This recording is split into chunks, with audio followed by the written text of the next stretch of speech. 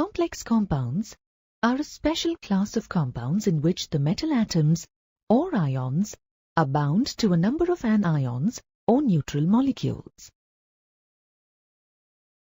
In modern terminology, these compounds are called coordination compounds. Coordination compounds or complex compounds are a type of addition compounds.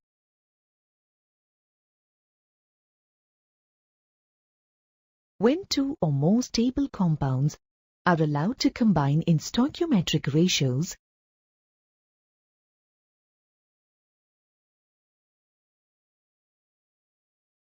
crystalline compounds are formed.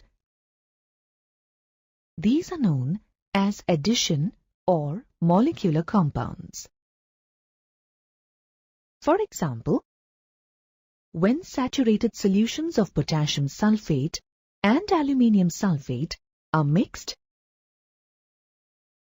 and heated till the crystallization point is reached, we get the well-known compound potash alum. Similarly, if we add a solution of potassium cyanide to a white precipitate of nickel cyanide, the precipitate immediately dissolves, and a red-orange solution of a new compound is obtained. On the basis of their nature, addition or molecular compounds are divided into two categories. They are double salts and coordination or complex compounds. Double salts are molecular compounds that are stable in the solid state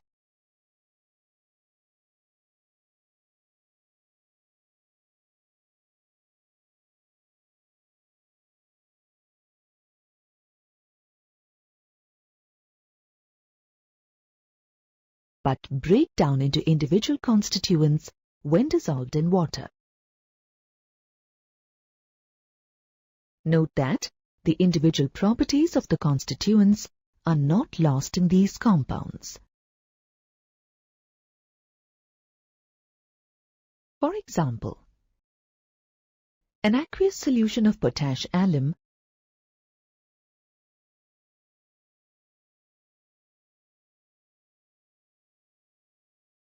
will give the tests for K+, Al+3 and SO4-2 ions.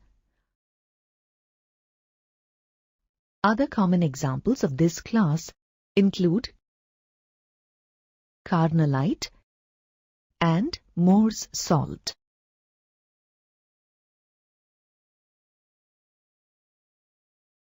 On the other hand, coordination compounds are molecular compounds that retain their identity even when dissolved in water.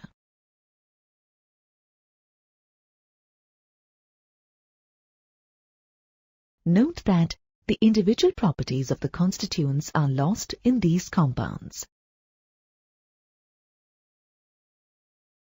For example, when potassium ferrocyanide is dissolved in water,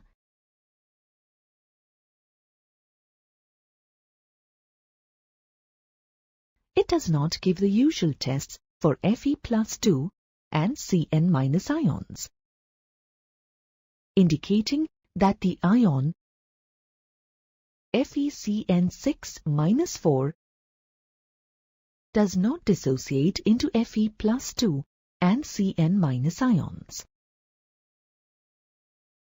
Other familiar examples for nickel, copper, and silver are shown here. Actually, these ions are present in the form of a new ion called a complex ion. Compounds that have complex ions are called complex compounds.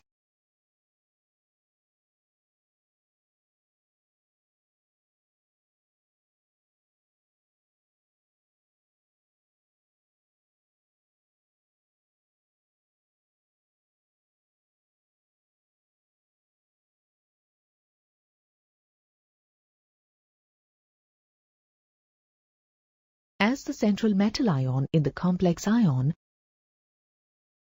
forms dative or coordinate covalent bonds with the species surrounding it. Complex ions are also known as coordinate ions, and hence the corresponding compounds as coordinate compounds.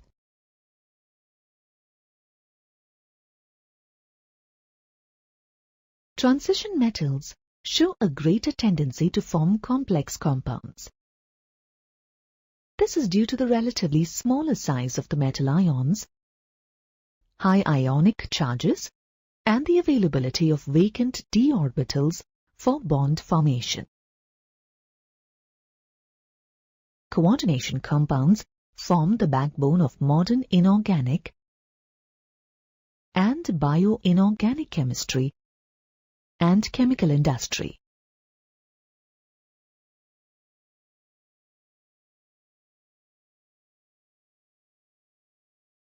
Naturally occurring complex compounds are vital to living organisms. For example, chlorophyll is a coordination complex of magnesium.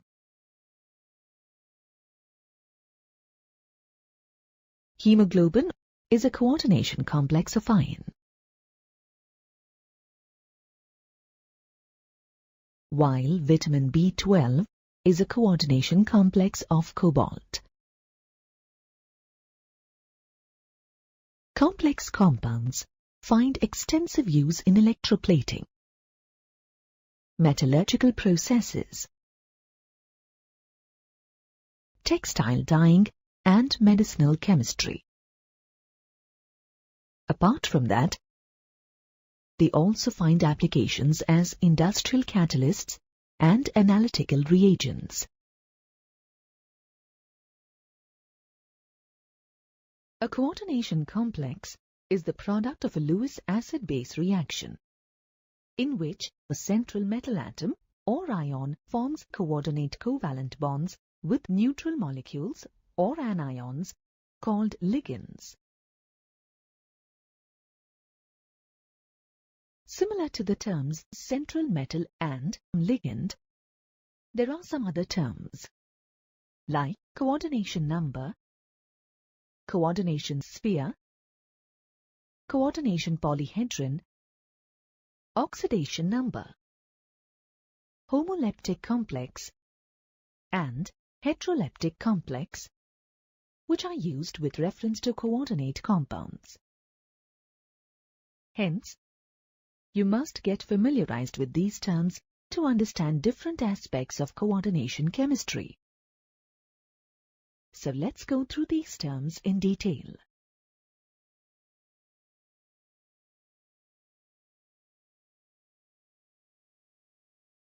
The first term is central metal atom or ion.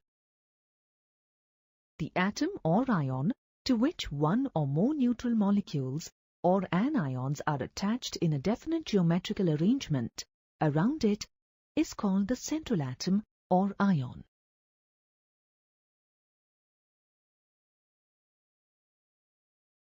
For example, the central metal ion in NiNH3 6+2 is Ni plus 2, in FeCN6 -3 is Fe plus 3, and in COCl6 -3 it is the CO plus 3 ion.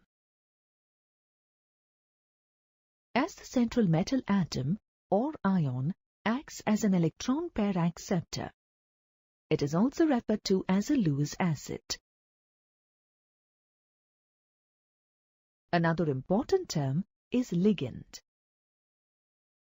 A ligand is any atom, ion, or molecule capable of donating a pair of electrons to the central atom. A ligand is also known as a coordination group. As ligands are electron pair donors, they act as Lewis bases.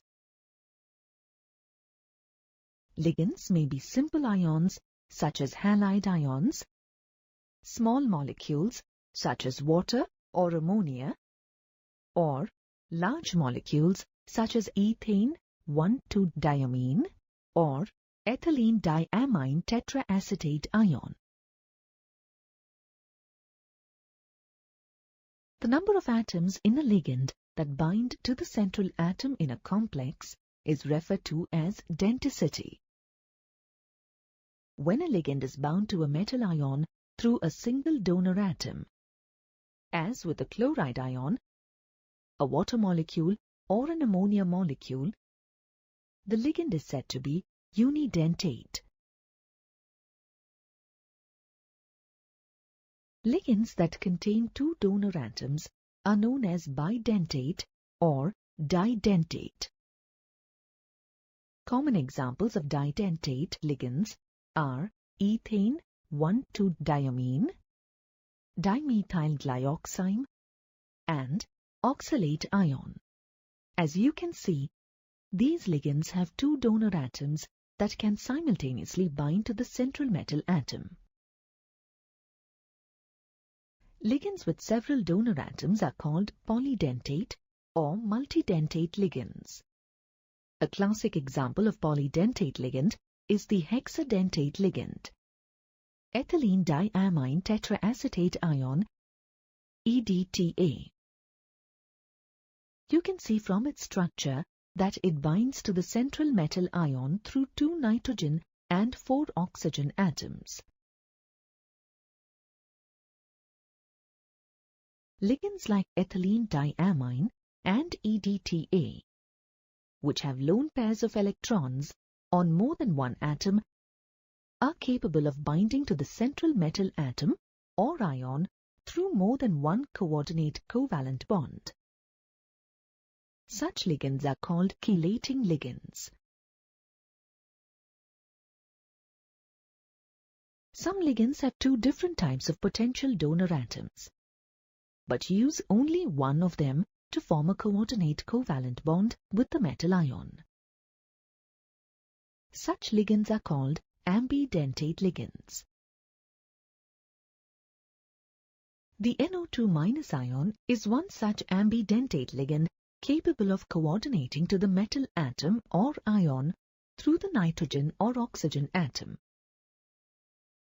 Similarly, the SCN- ion can coordinate through the sulfur or nitrogen atom.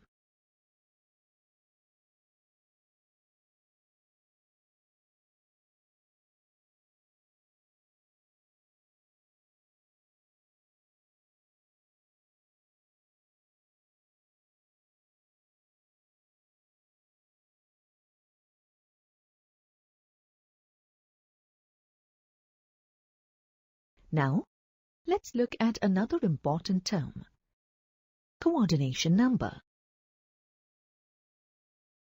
The total number of ligand donor atoms to which the metal is directly bonded is known as the coordination number of that ion.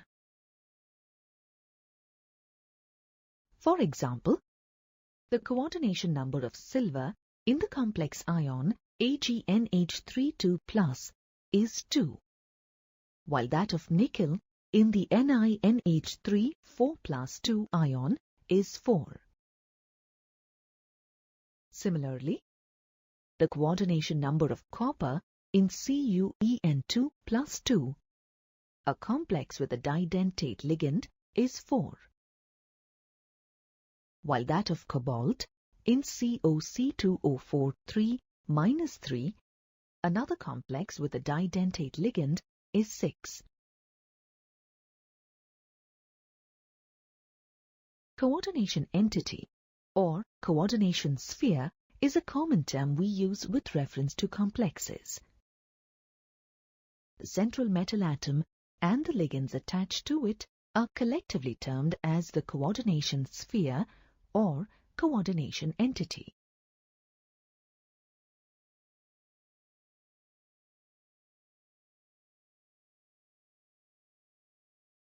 For example, in the complex K4FeCN6, Fe, along with the 6 cyanide ligands, is the coordination sphere. the coordination sphere is written inside square brackets, while the ionizable groups are written outside the bracket and are called counterions. For example, in the complex K2NiCl4, the coordination sphere is NiCl4 minus 2, and the counterion is potassium. Coordination polyhedron is another term we use in coordination chemistry. In a coordination sphere or entity, the ligands are attached to the central metal ion in such a way that it gives a definite geometry to the complex. Thus, in a coordination entity, the solid figure defined by the position of the ligand atoms directly attached to the central atom or ion is known as the coordination polyhedron. The most common coordination polyhedra are octahedral, square planar, and tetrahedral. For example, CONH3 6 plus 3 is octahedral. NiCO4 is tetrahedral, while PtCl4 minus 2 is square planar.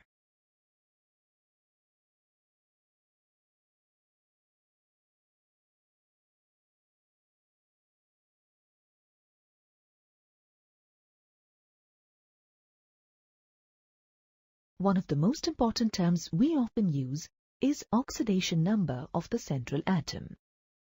The oxidation number of the central metal atom in a complex is defined as the electric charge it would carry if all the ligands were removed along with the electron pairs that are shared with the central atom. The oxidation number is represented by a Roman numeral in parentheses after the name of the central metal atom. For example, the oxidation number of iron in FeCN6-3 is plus 3, and it is written as Fe3. Let us learn the method to determine the oxidation number of the central metal atom in a complex. Let's take K4FeCN6 as an example. As the complex has 4 monovalent cations outside the coordination sphere, the complex ion carries a charge of -4, that is, FeCN6 minus 4. Let's assume the oxidation number of the central metal atom as X. The cyanide ion is a monodentate negative ion. Knowing that the complex carries a charge of -4 and has 6 monodentate negative ions, the oxidation number of iron can be determined as X plus 6 multiplied by -1, which is equal to -4. On simplification, we get X is equal to +2. Thus, the oxidation state of iron in the given complex is +2.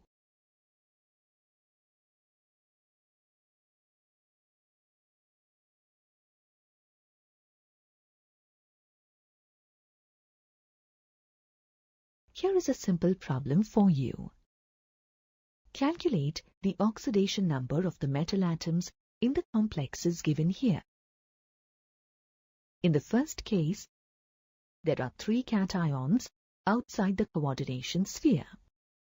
Hence, the charge on the complex ion is -3. The oxalate ion is a bidentate ligand. Each oxalate ion carries a charge of -2. The oxidation number of iron, which is assumed as X, is calculated as X plus 3 multiplied by -2, which is equal to -3. On simplification, we get X is equal to +3. Hence, the oxidation number of iron is +3. Similarly, the oxidation number of copper and silver in the other two complexes are calculated as +2 and +1 as shown.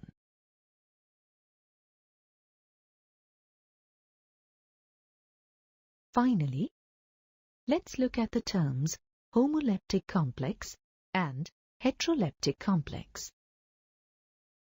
A complex in which a metal is bound to only one type of ligand atoms is known as a homoleptic complex.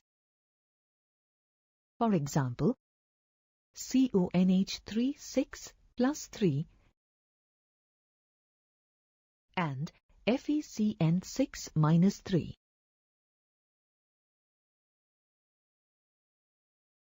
On the other hand, a complex in which a metal is bound to more than one kind of ligand atoms is called a heteroleptic complex.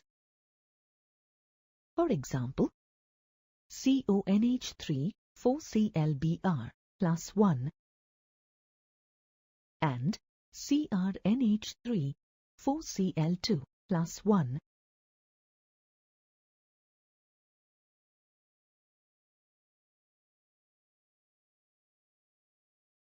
Have you ever wondered why a stable salt, such as cobalt trichloride, combines with a group of stable, independently existing molecules, such as ammonia, to form new compounds like COCl3, 6NH3, COCl3, 5NH3, and COCl3, 4NH3 with entirely new properties? Alfred Werner, a Swiss chemist, after preparing thousands of new compounds and studying their properties, put forward a theory to explain the formation of complex compounds. It was the first successful explanation for the phenomenon. The theory became famous as the coordination theory of complex compounds, which is also known as Werner's theory. His explanation of complex formation is based on some postulates. The first postulate is that the central metal atom or ion in a coordination compound exhibits two types of valencies, primary and secondary. While writing the structure of the metal complexes, the ligands that are linked by primary valency are shown by dotted lines, while those linked by a secondary valency are shown by thick lines. If a ligand satisfies both the valencies, then it is shown by a thick as well as by a dotted line, and it is said to exhibit dual character. The second postulate is that primary valencies are ionizable and correspond to the number of charges on the complex ion. Primary valencies apply equally well to simple salts and to complexes, and are satisfied by negative ions. For example, the primary valency of 2 in COCl2 is satisfied by 2 chloride ions. Similarly, the primary valency of 3 in the complex CONH36Cl3 is satisfied by 3 chloride ions. In modern terminology, the primary valency corresponds to the oxidation number. The third postulate is that secondary valencies correspond to the valencies that a metal atom or ion exercises towards neutral molecules or negative ions in the formation of its complex ions. Every metal has a fixed number of secondary valencies or coordination number. For example, cobalt 3+, platinum 4+, and iron 3+ ions are recognized to have a coordination number of 6. Similarly, nickel 2+, copper 2+, and platinum 2+ ions have a coordination number of 4. Secondary valencies are non-ionizable. They are satisfied by neutral molecules or negative ions. The secondary valency is equal to the coordination number of the metal. For example, in the complex COCl3 6NH3, the 3 chlorides are held by primary valencies and the 6 ammonia ligands are held by secondary valencies.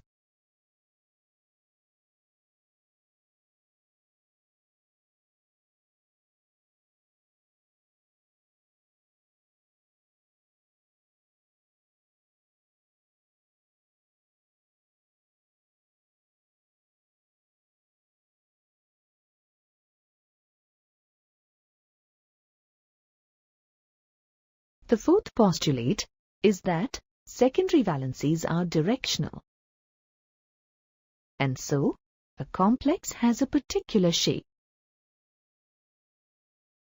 The number and arrangement of ligands in space determines the stereochemistry of a complex.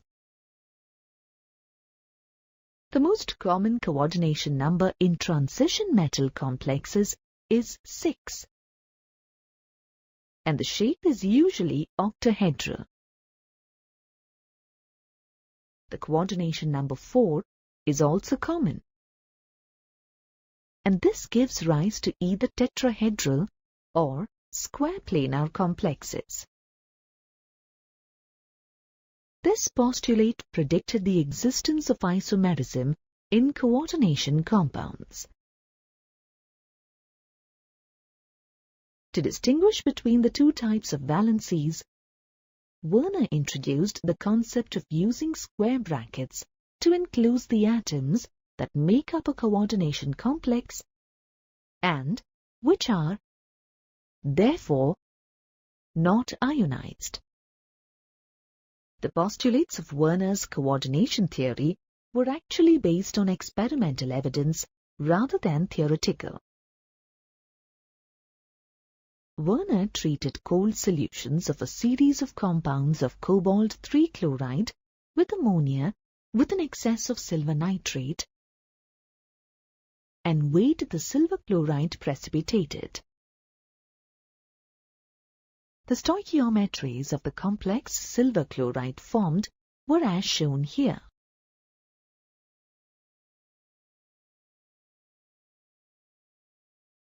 Werner deduced that in COCl3 6NH3, the primary valency or oxidation state of +3 is satisfied by 3 chloride ions. The coordination number of the cobalt 3+ ion is 6. As there are 6 ammonia molecules in the compound, they alone satisfy the 6 secondary valencies of cobalt. As you can see,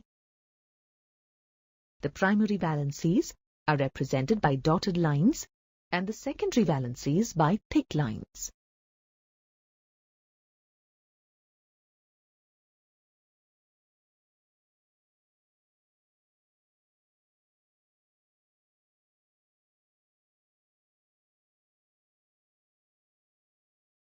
In modern terms, the complex is written as CONH3 6Cl3.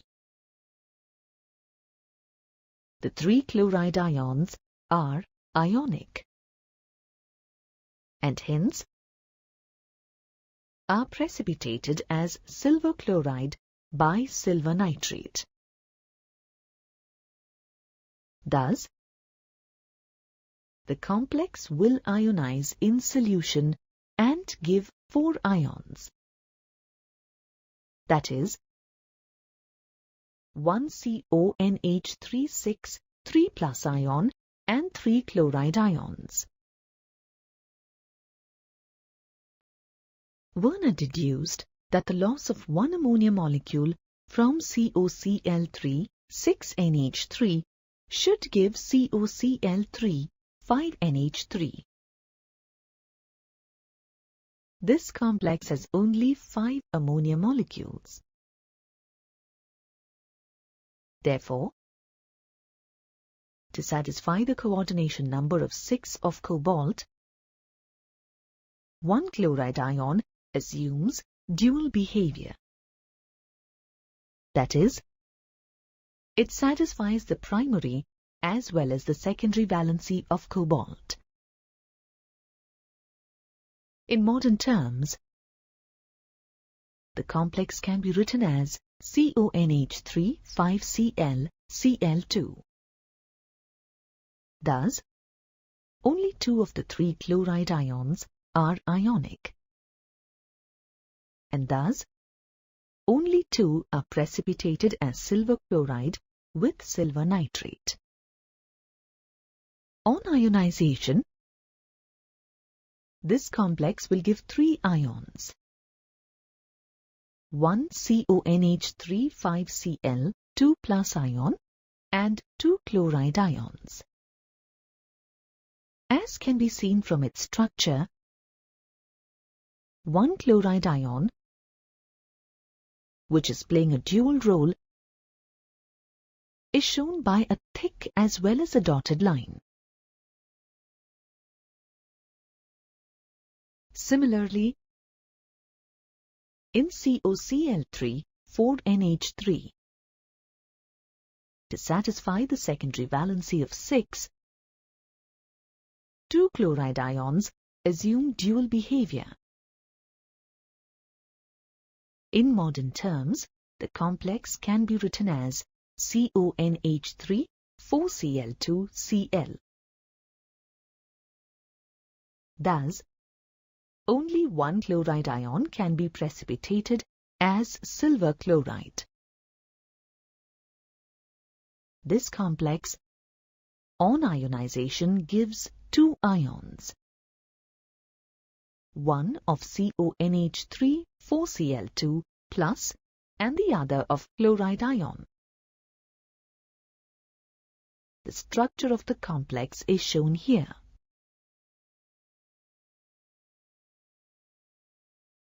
Although Werner's theory successfully explains the bonding features in coordination compounds, it suffers from some drawbacks. It doesn't explain why only certain elements form coordination compounds. It does not explain why the bonds in coordination compounds have directional properties. It does not explain the color and the magnetic and optical properties of complexes.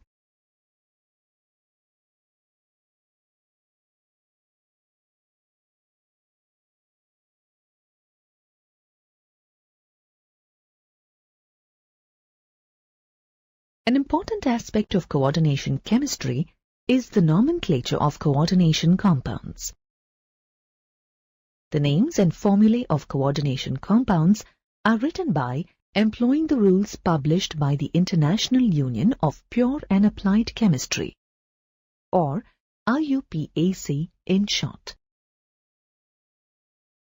Let's look at the rules framed by IUPAC for writing the formula of a complex.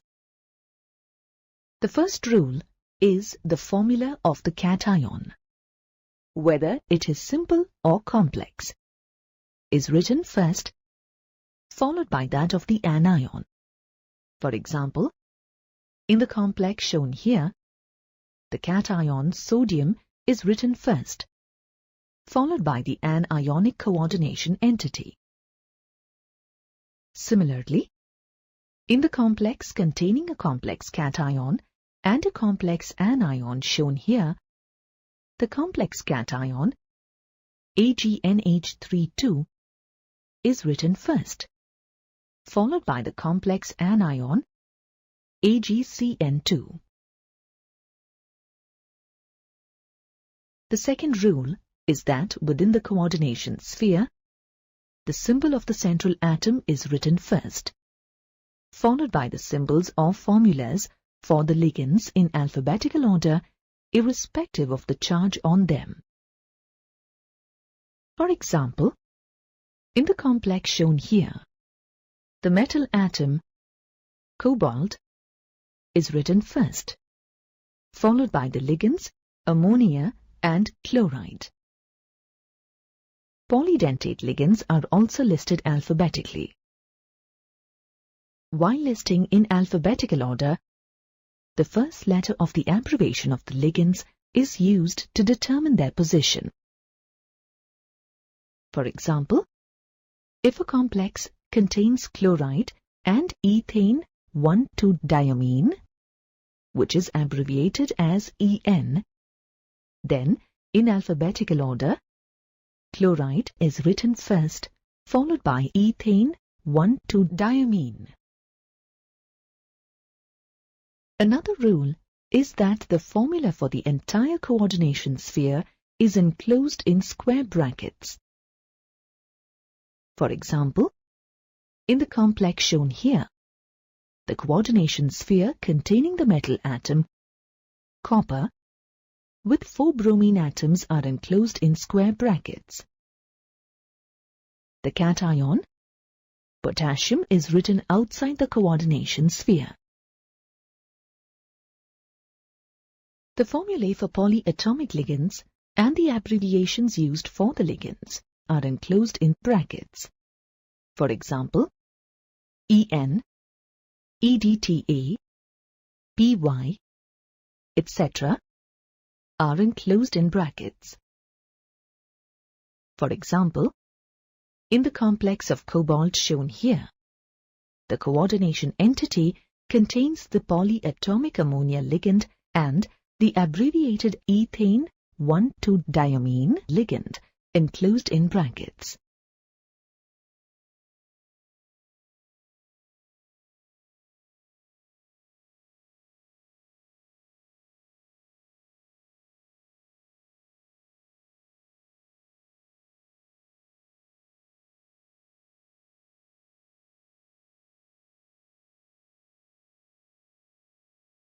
One more rule is within a coordination sphere, the metal atom as well as the ligands are listed without any space between them.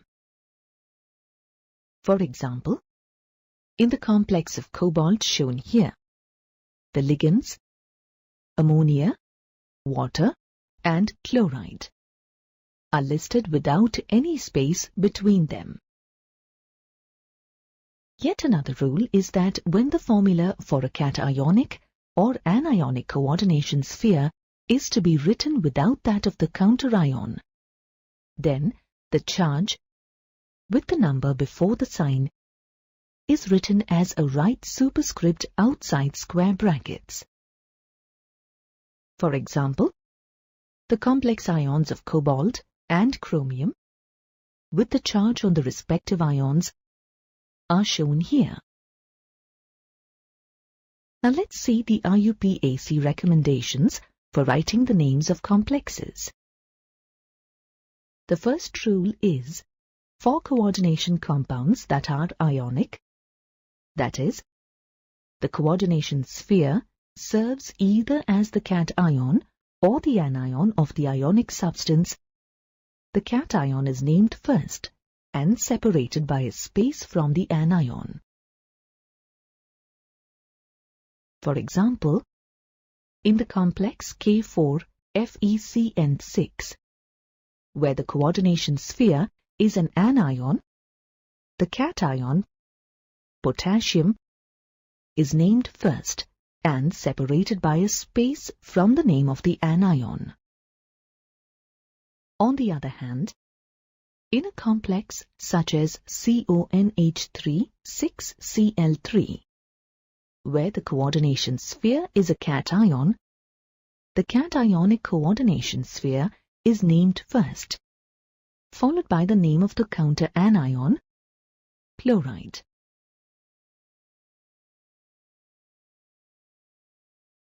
The second rule is, while naming the coordination sphere, ligands are named first, followed by the name of the central metal atom or ion with its oxidation state in Roman numerals in parentheses. Remember that irrespective of the charge on the ligands, they are named in alphabetical order. For example, in the complex PT-NH3-2Cl4, the ammonia ligands are named before the chloride ligands according to the alphabetical order, followed by the name of the metal ion with its oxidation number enclosed in brackets. IUPAC has also proposed certain rules for naming ligands. Anionic ligands are given names that end in the letter O. When the name of the free uncoordinated anion ends in ate, the name of the ligand is changed to end in ato, ATO. For example, the anion acetate is named acetato, sulfate as sulfato, thiocyanate as thiocyanato, and carbonate as carbonato. When the name of the free uncoordinated anion ends in ide, IDE, the ligand name is changed to end in ido, IDO. For example, the anion fluoride is named fluorido, chloride as chlorido, bromide as bromido, and iodide as iodido.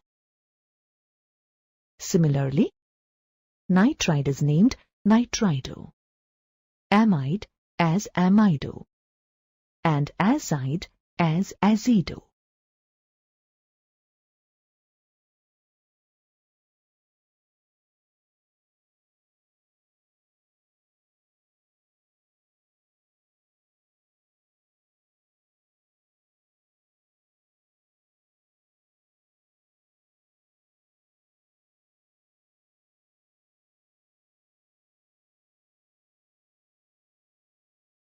Neutral ligands are given the same name as the uncoordinated molecule.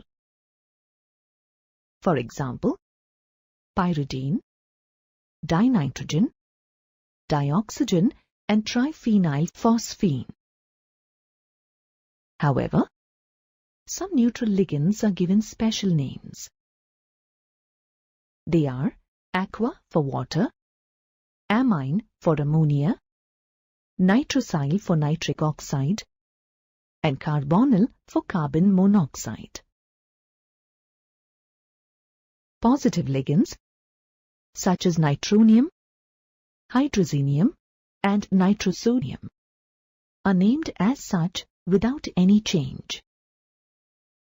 Another rule says, if several ligands of the same type are attached to the central metal atom, then their number is indicated by the prefixes di, tri, tetra, penta, etc.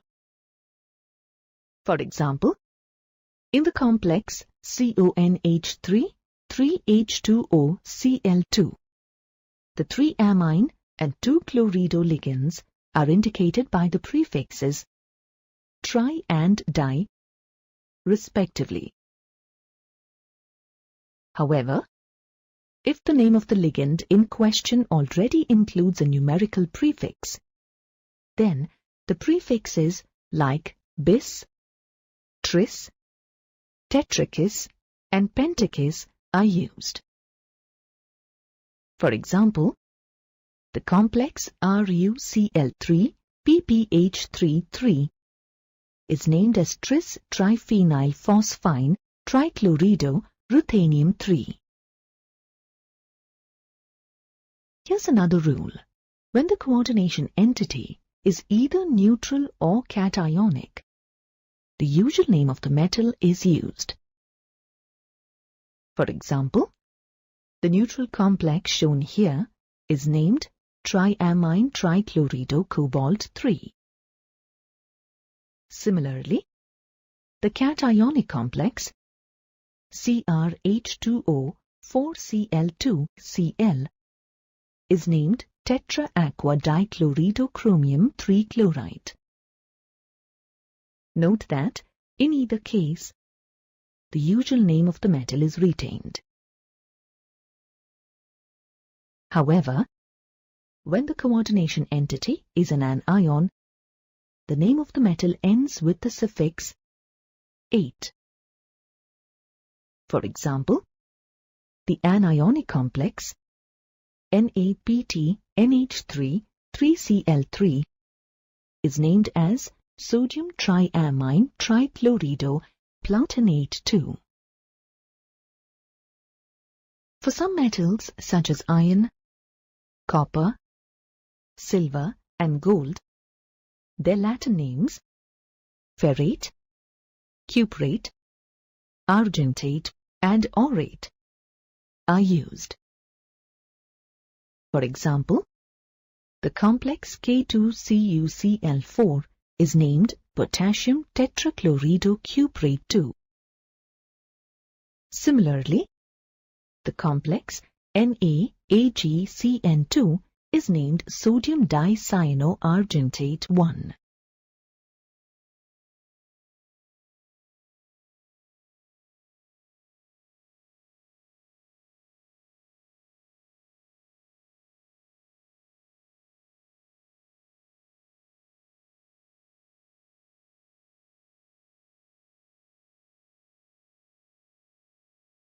Now is the time for practice. Apply IUPAC rules for writing the formulae in the first question and for writing the IUPAC names for the given complexes in the second question. Question 1. Write the formulae for these coordination compounds. Tetraamine aqua chloridocobalt 3-chloride.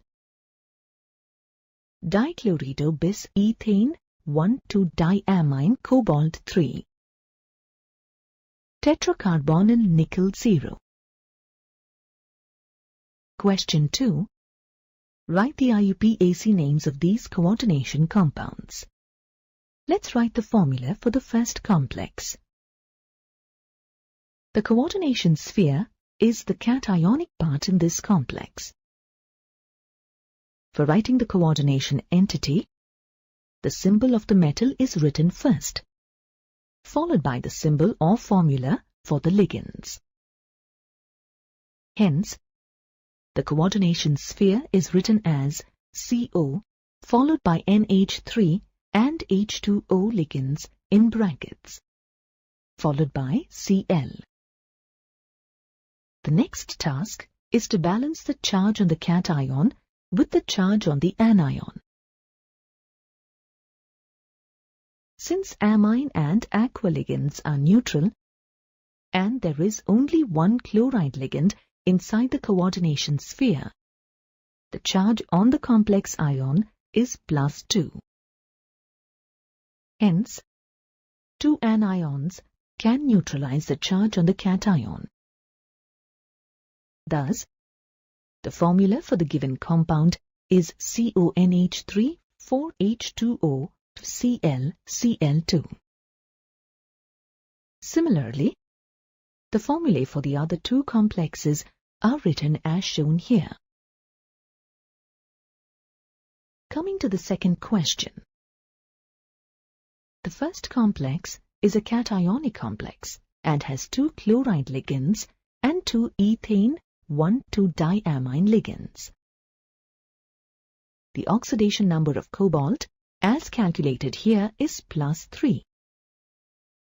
Following the alphabetical order in naming the complex, chlorido-ligands are named first, followed by ethane 1,2-diamine. The number of chloride and ethane 1,2-diamine ligands is indicated by the prefixes di and bis respectively. Thus, the IUPAC name of the given complex is written as dichlorido bis ethane 1,2-diamine cobalt 3. Similarly, The IUPAC names of the other complexes are written as shown here.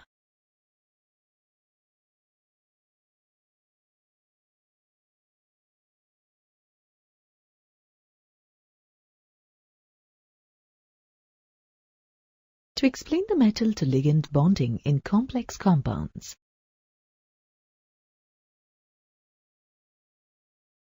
Different theories, such as the valence bond theory, crystal field theory, ligand field theory, and molecular orbital theory were proposed. Among these theories, the valence bond theory is the simplest, which satisfactorily explains the structure and magnetic properties of a large number of coordination compounds. The valence bond theory was proposed and developed by Linus Pauling. Here are some salient features of the theory. The central metal atom, or ion, has the required number of vacant orbitals for accommodating the electrons, donated by the ligands. The number of vacant orbitals is equal to the coordination number of the metal ion for a particular complex. The vacant orbitals of the metal atom or ion undergo suitable hybridization to yield a set of equivalent hybrid orbitals of definite geometry.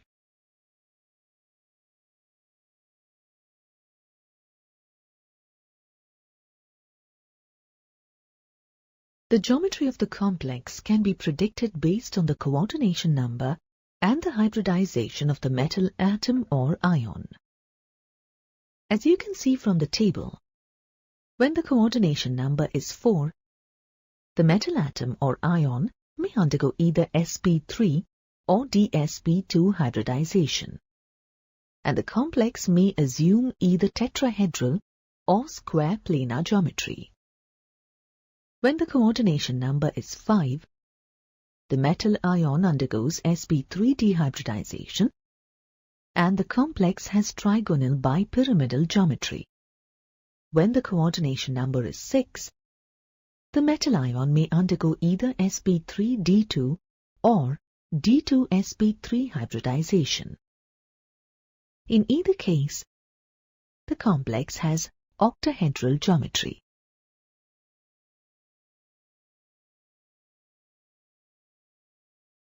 A ligand orbital containing a lone pair of electrons forms a coordinate covalent bond by overlapping with the hybrid orbitals of the metal ion. The magnetic moment of the complex can be used to determine its geometry.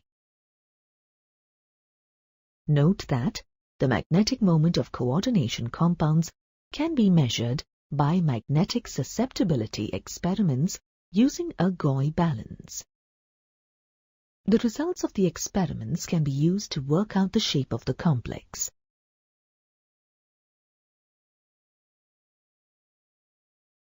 In the formation of a complex, if the metal utilizes its inner d orbitals, then such a complex is called an inner orbital complex or low spin or spin paired complex.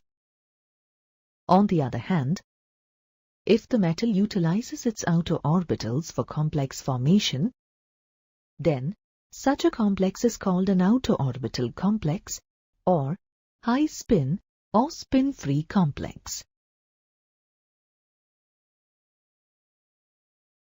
Now let's apply these postulates to a dimagnetic complex, hexaamine cobalt 3 chloride. The cobalt atom in its ground state has the electronic configuration of argon 3d7 4s2. In the given complex, the cobalt is in +3 oxidation state. Thus, the cobalt +3 ion will have the configuration of 3d6 4s0. A glance at the configuration indicates that the complex is paramagnetic due to the presence of 4 unpaired electrons. Magnetic studies, on the other hand, have revealed that the given complex is dimagnetic in nature. This is possible only when the 4 unpaired electrons in the 3d orbital get paired up contrary to the Hund's rule.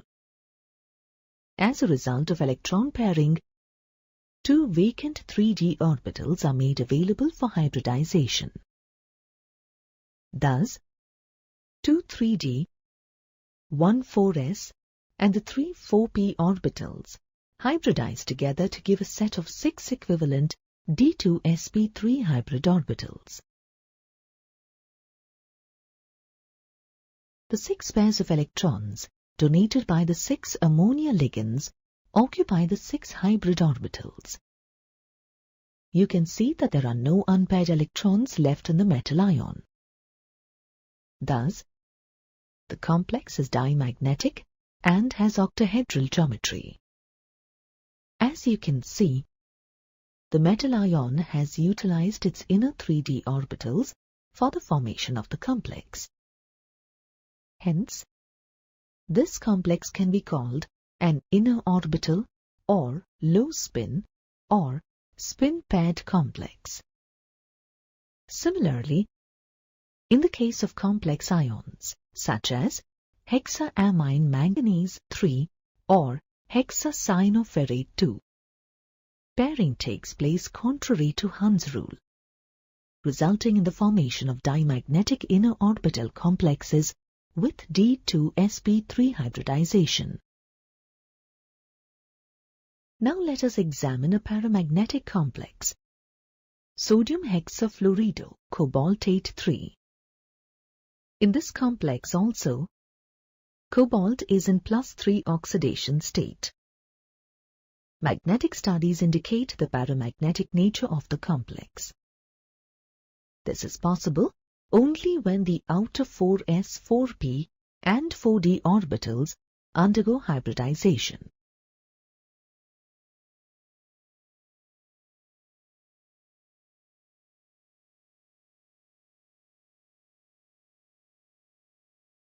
Thus, the cobalt ion undergoes sp3d2 hybridization and has octahedral geometry. As the outer d orbitals are utilized for hybridization, the complex is also called an outer orbital complex or high spin or spin-free complex.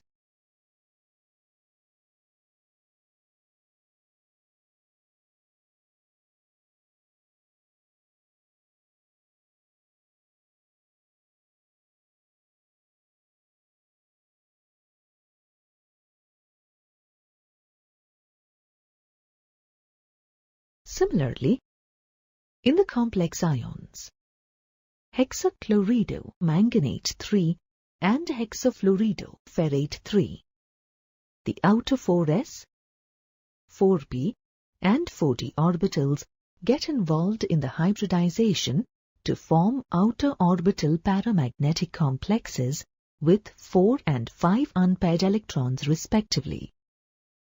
However, note that in the case of octahedral complexes formed by metal ions, such as titanium 3+, vanadium 3+, and chromium 3+, which have 1, 2, and 3 unpaired electrons, the magnetic behavior of these free metal ions and their coordination entities is similar. As you can see, in these ions, there are 2 vacant d orbitals available for octahedral hybridization with 4s and 4p orbitals. Thus, these octahedral complexes are always paramagnetic in nature. Now let's study complexes with the coordination number 4.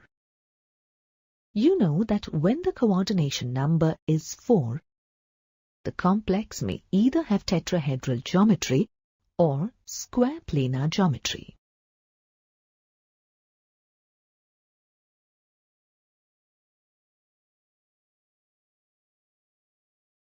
We will first examine a paramagnetic tetrahedral complex, potassium tetrachlorido nickelate 2. In this complex, nickel is in +2 oxidation state. and thus has the configuration of argon 3d8. The complex can be paramagnetic only if nickel undergoes sp3 hybridization and not dsp2 hybridization. Thus, the 4s and 4p orbitals hybridize together to give a set of 4 sp3 hybrid orbitals.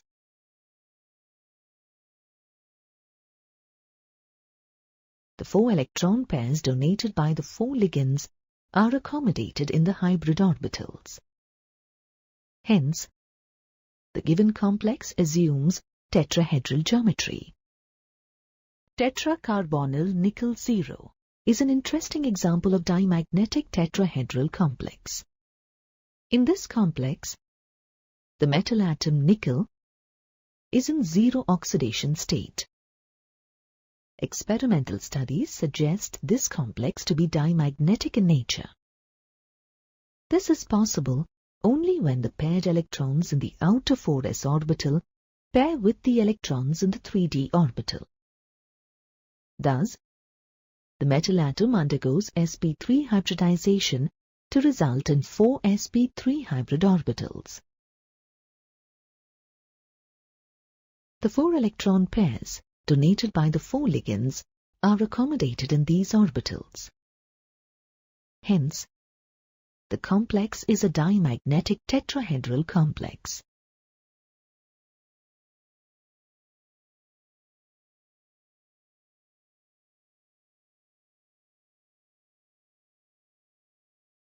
Now, let us examine a dimagnetic square planar complex, tetracyanonickelate 2. In this complex, nickel is in +2 oxidation state and has the electronic configuration of argon 3d8. Magnetic studies suggest this to be a dimagnetic complex. This is possible only when the 2 unpaired electrons in the 3d orbital get paired up. Thus, the vacant 3d, 4s, and 2 of the 3 4p orbitals hybridize to form a set of 4 dsp2 hybrid orbitals. The 4 electron pairs donated by the 4 ligands are accommodated in these orbitals.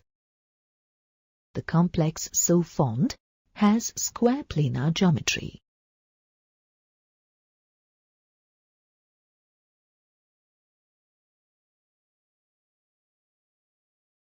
Here is a question for you. What is the geometry of the complex if the spin-only magnetic moment of potassium tetrabromido manganate 2 is 5.9 Bohr magnetons?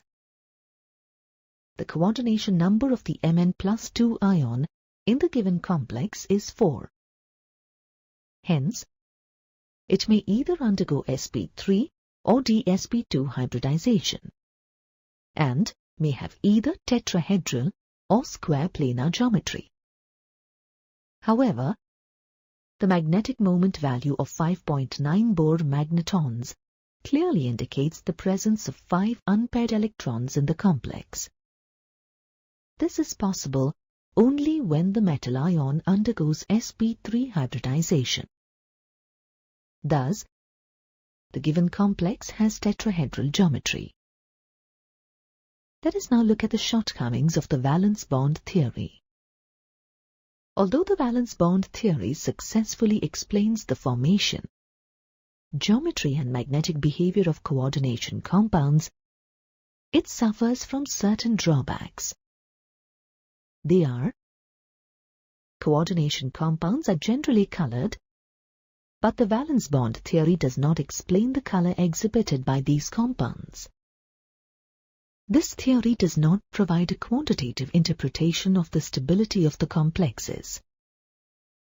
It does not give the quantitative interpretation of magnetic data.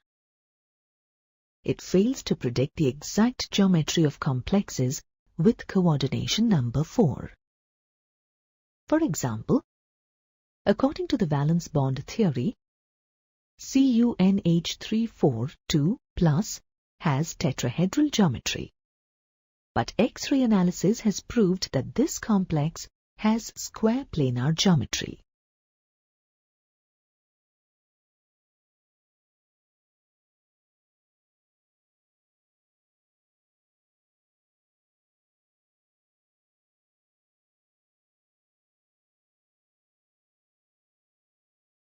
The crystal field theory was proposed by Hans Bethe and Van Vleck. This theory gives a much more satisfactory explanation for the bonding and the properties of complexes than the valence bond theory. The crystal field theory is based on certain assumptions. The interaction between the metal ion and the ligand is purely electrostatic. That is, the metal-ligand bonds are 100% ionic in nature. Negative ligands are treated as point charges, and neutral ligands are treated as dipoles. Thus, the bonding in the complex may be an ion-ion interaction or an ion-dipole interaction.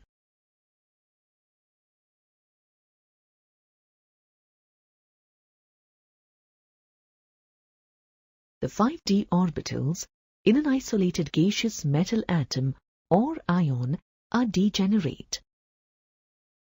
That is, they all have the same energy.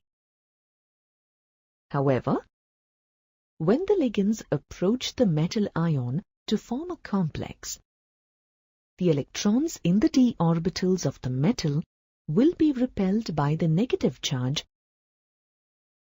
or lone pair electrons of the ligands due to the repulsion between the like charges.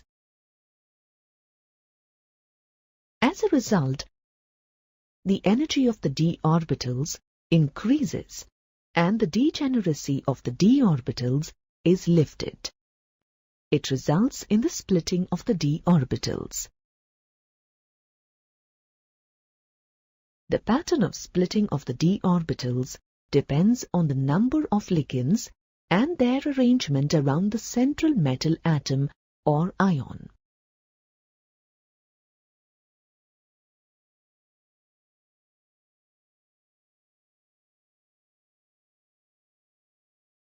Let's look at the application of the crystal field theory to octahedral complexes. In octahedral complexes, the metal ion is at the center of the octahedron, and the 6 ligands lie at the 6 corners of the octahedron along the 3 axes X, Y, and Z as shown here.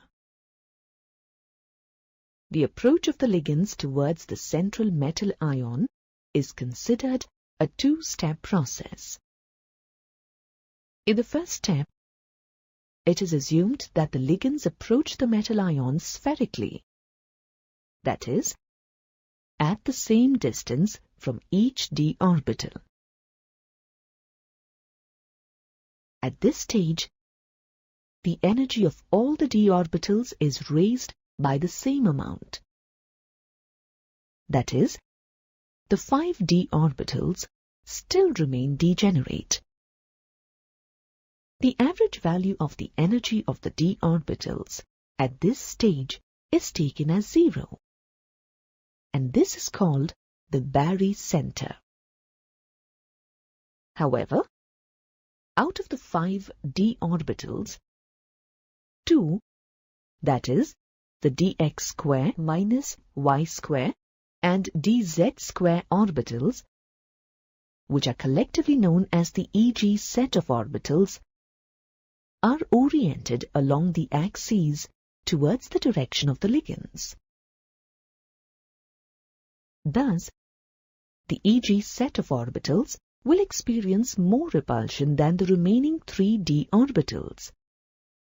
That is, the dxy, dxz, and dyz orbitals, which lie in between the axes. These 3 d orbitals are collectively known as the T2g set of orbitals. Consequently, the energy of the Eg set of orbitals increases, while that of the T2g set decreases relative to the average energy in the spherical crystal field. Thus, under the influence of the ligands, the degeneracy of the 5 d orbitals of the metal ion is lost, and they are split into 2 groups of different energies.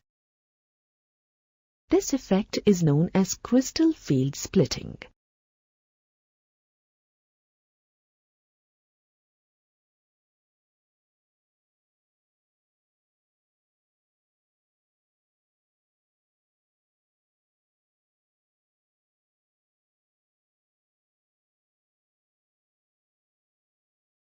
The extent of the splitting in energies is represented by the symbol delta O. The subscript O indicates octahedral geometry. Due to this splitting, the energy of the 2 Eg orbitals will increase by 3/5 of delta O, while that of the 3 T2g orbitals will decrease by 2/5 of delta O. The magnitude of crystal field splitting depends upon the field strength of the ligand and the charge on the metal ion. Ligands that cause only a small degree of crystal field splitting are termed weak field ligands, while ligands that cause a large splitting are called strong field ligands. In general, the common ligands can be arranged in ascending order of field strength as shown here. The order remains practically constant for different metals, and this series is called the spectrochemical series. It is an experimentally determined series based on the absorption of light by complexes with different ligands. Now, let's assign electrons in the d orbitals of the metal ion with d4 configuration in the octahedral coordination entities. Obviously, the first, second, and third electrons occupy the low-energy T2g orbitals in accordance with Hund's rule. However, for the fourth electron, there are 2 possibilities. The first possibility is that it may enter a T2g orbital and pair up with an existing electron there. The other possibility is that it may enter the higher Eg orbitals. The exact path followed by the electron depends on the relative magnitude of the crystal field splitting, delta O, and the energy required for the electron pairing in a single orbital, that is, pairing energy P. If the crystal field splitting energy is less than the pairing energy, then the fourth electron enters one of the higher energy Eg orbitals, giving the configuration T2G3 Eg1. Ligands for which the crystal field splitting energy is less than the pairing energy are known as weak field ligands. The complexes formed with these ligands would be high-spin complexes. If the crystal field splitting energy is higher than the pairing energy, then the fourth electron enters a T2g orbital and pairs up with one of the electrons, giving the configuration T2G4 Eg0.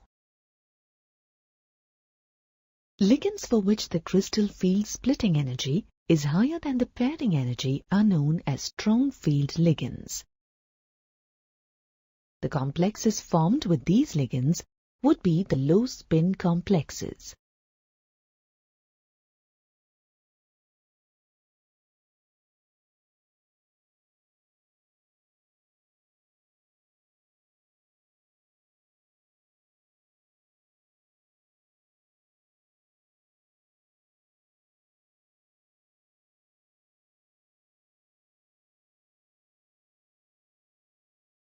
Now, let's look at the crystal field splitting in tetrahedral complexes. The approach of the ligands in a tetrahedral field is as shown in the figure. You can observe from the figure that the ligands interact more with the T2G orbitals than the EG orbitals lying between the axes. This is because the T2G orbitals are oriented along the direction of the approach of the ligands. Thus, in tetrahedral splitting, the T2G orbitals are of higher energy, and the two EG orbitals are of lower energy. You can see that the d orbital splitting in tetrahedral geometry is exactly the reverse of octahedral splitting. The crystal field splitting in tetrahedral complexes, which is denoted by delta T, is smaller than that of octahedral complexes. The difference in energy can be represented by delta T is equal to 4 by 9 times of octahedral splitting. This splitting energy is not large enough to force the electrons to get paired up. Thus, low spin configurations are rarely observed.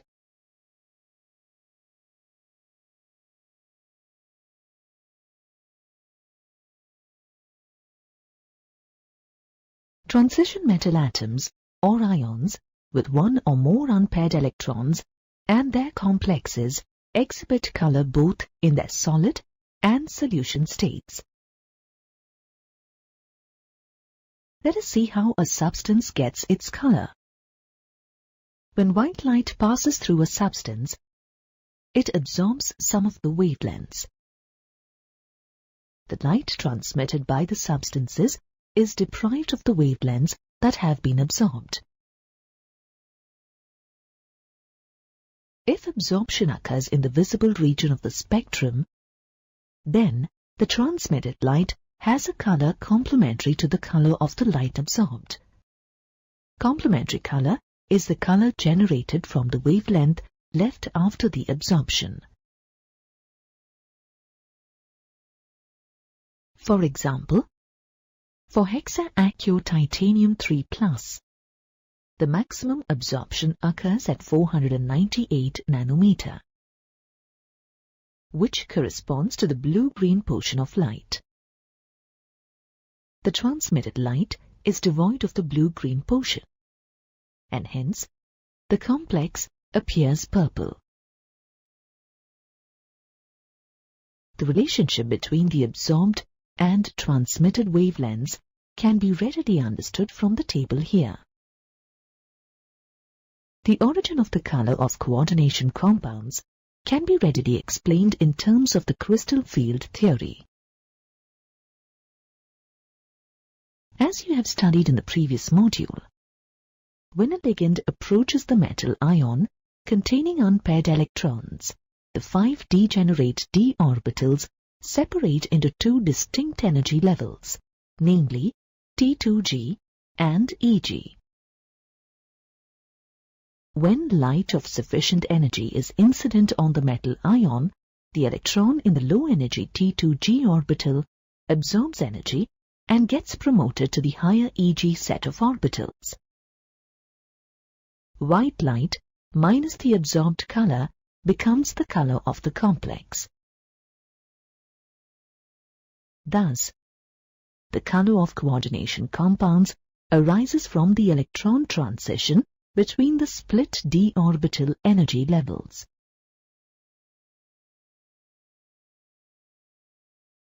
Let us take the example of hexa-aqua-titanium-3 to understand this. Hexa-aqua-titanium-3 is an octahedral complex in which titanium is in +3 oxidation state and has a single electron in the d orbital. The single electron is present in the lower T2G level in the ground state of the complex. When light passes through a solution of this complex, the electron in the lower T2G level is promoted to a higher EG level by absorbing light with energy equal to the energy difference between the T2G and EG levels. In this case, it absorbs energy corresponding to the blue-green region. As white light minus blue-green light gives purple color, the complex appears purple.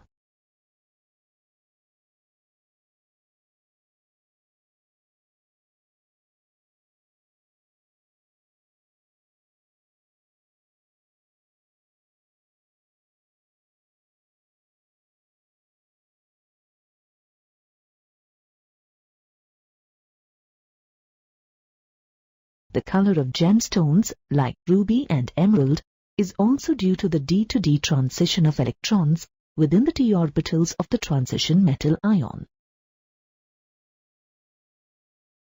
Ruby is a pink to blood red colored gemstone. It is aluminium oxide in which a small fraction of Al3+ ions are replaced by chromium 3+ ions. The red color of a ruby is mainly due to the presence of chromium 3 ions.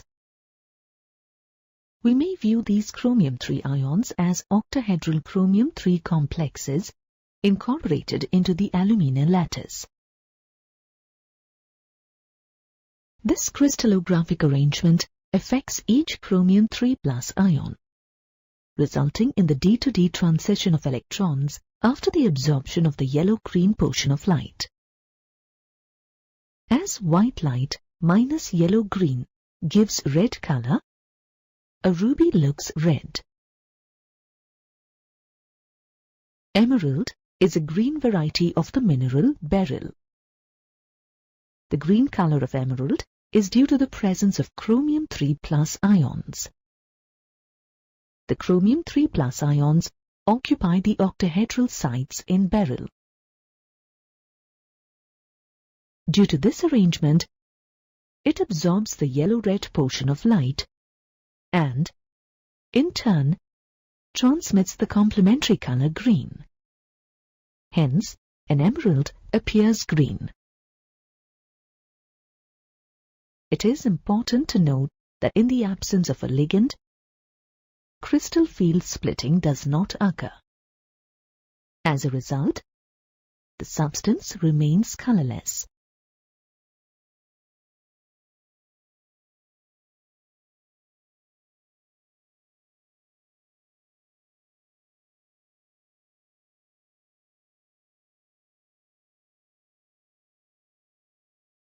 For example, when hexa-aqua-titanium-3+ is dehydrated by heating it, it becomes colorless. Similarly, hydrated copper sulfate is blue, while anhydrous copper sulfate is colorless. The influence of the ligand on the color of a complex may be demonstrated by considering the hexa-aqua-nickel-2 complex. When nickel-2 chloride is dissolved in water, it gives the green hexa-aqua-nickel-2 complex. To this complex, if the didentate ligand ethane 1,2-diamine is added progressively in different molar ratios, different complexes with varying colors are formed. When the addition of ethane 1,2-diamine to the complex is in the molar ratio of 1:1. A pale blue colored complex of tetra-aqua ethane 1,2-diamine nickel 2 is formed. When the addition is in the ratio of 2:1, a blue or purple colored di-aqua bis ethane 1,2-diamine nickel 2 is formed. Addition in the ratio of 3:1 results in a violet colored tris ethane 1,2-diamine nickel 2 complex.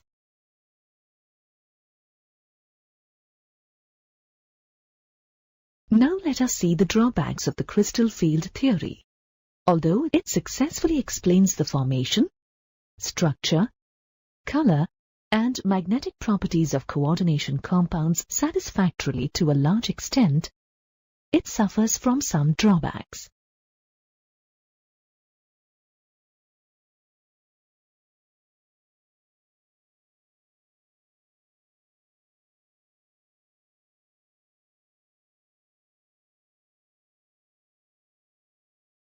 If the assumption that anionic ligands are point charges is correct, then anionic ligands should act as strong ligands, and hence should exert the greater splitting effect. However, anionic ligands are actually found at the low end of the spectrochemical series. The other drawback is that it does not take into account the covalent character of bonding between the ligand and the central atom.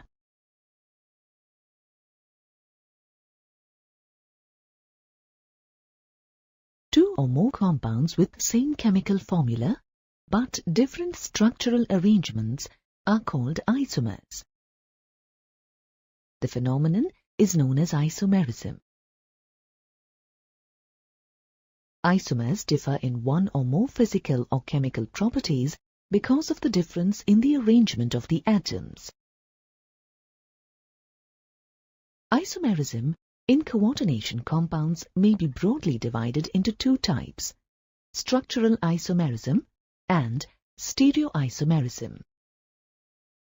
Structural isomerism arises due to the presence of different kinds of bonds between the metal and the ligands.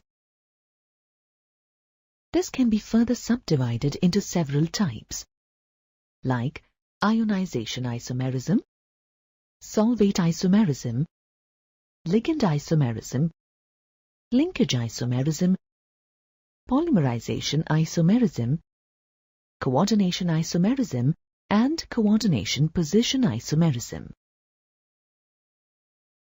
Of these, we will discuss only ionization isomerism, solvate isomerism, linkage isomerism, and coordination isomerism in this module. Let us first discuss ionization isomerism. Compounds that have the same stoichiometric composition but yield different ions in a solution are called ionization isomers. This type of isomerism is due to the exchange of groups between the complex ion and the ions outside it. The composition can be determined by a precipitation reaction. Pentaamine sulfato-cobalt 3 bromide and pentaamine bromido-cobalt 3 sulfate are two ionization isomers. The first isomer gives a white precipitate of barium sulfate with barium chloride solution, thus confirming the presence of free sulfate ions. By contrast, the other isomer does not give a positive sulfate test.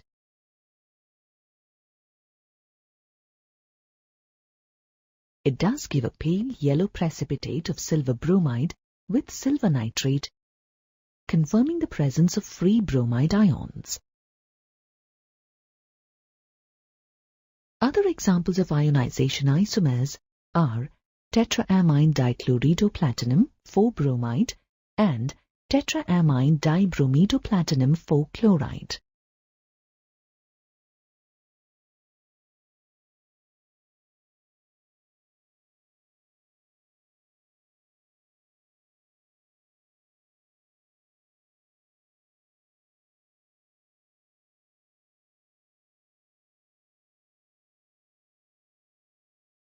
Let us now look at solvate isomerism, which is similar to ionization isomerism. This form of isomerism is known as hydrate isomerism if water is involved as a solvent. Compounds that have the same composition but differ by whether or not solvent molecules are present as ligands in the coordination sphere or are merely present as free solvent molecules outside the coordination sphere are known as solvate isomers. 3 isomers of chromium chloride hexahydrate CrCl3 6H2O are known. From conductivity measurements and quantitative precipitation of the ionized chlorine, they have been identified as the violet-colored hexa-aquochromium 3 chloride, the green-colored penta-aquochloridochromium 3 chloride hydrate, and the dark green-colored tetra-aquo-dichloridochromium 3 chloride dihydrate. These isomers have different chemical properties. On reacting with silver nitrate to test for Cl ions, we would find 3, 2, and 1 chloride ions in the solution respectively. The other type of structural isomerism is linkage isomerism. Linkage isomerism arises when a ligand can bind to a metal ion through any one of 2 or more different donor atoms. Thus, this type of isomerism is seen in the coordination compounds that have ambidentate ligands. For example, in the ambidentate nitrite ion, either nitrogen or oxygen atoms could act as the electron pair donors. Thus, there is a possibility of isomerism. 2 different complexes, each containing nitrite ions, have been prepared. For example, red pentaamine nitritocobalt 3 chloride, in which the nitrite ligand is bound through oxygen,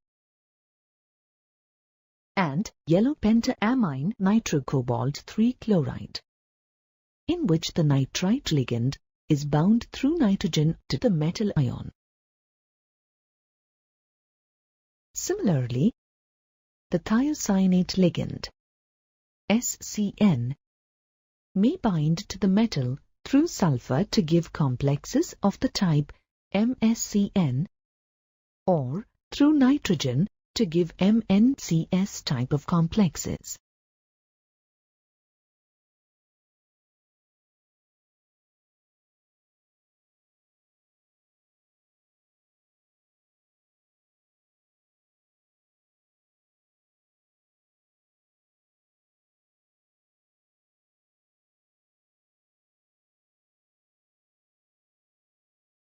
Coordination isomerism is another type of structural isomerism. This type of isomerism arises when both the positive and negative ions are complex ions. It may be caused by an interchange of ligands between the anion and the cation. For example, in the complex hexaamine cobalt 3 and hexacyanochromate 3, the ammonia ligands are bound to the cobalt 3 plus ion, while the cyanide ligands are bound to the chromium 3 plus ions. In its coordination isomer, hexaamine chromium 3-hexacyanocobaltate 3. The ammonia ligands are bound to the chromium 3, while the cyanide ligands are bound to the cobalt 3+ ions. Let's now look at stereoisomerism. Compounds with the same chemical formula and chemical bonds, but different arrangement of atoms or groups in space, are called stereoisomers. Stereoisomerism can be subdivided into geometrical isomerism and optical isomerism. Geometrical isomerism is also known as cis-trans isomerism. It is seen in the heteroleptic complexes with coordination numbers 4 and 6. The isomer in which the two identical groups are adjacent to each other is known as a cis isomer, while the isomer in which the two identical groups are diagonally opposite to each other is known as a trans isomer. It is important to note that only square planar complexes show the phenomenon of geometrical isomerism, and not tetrahedral complexes. This is because the relative positions of the unidentate ligands attached to the central metal atom in the tetrahedral geometry are the same with respect to each other.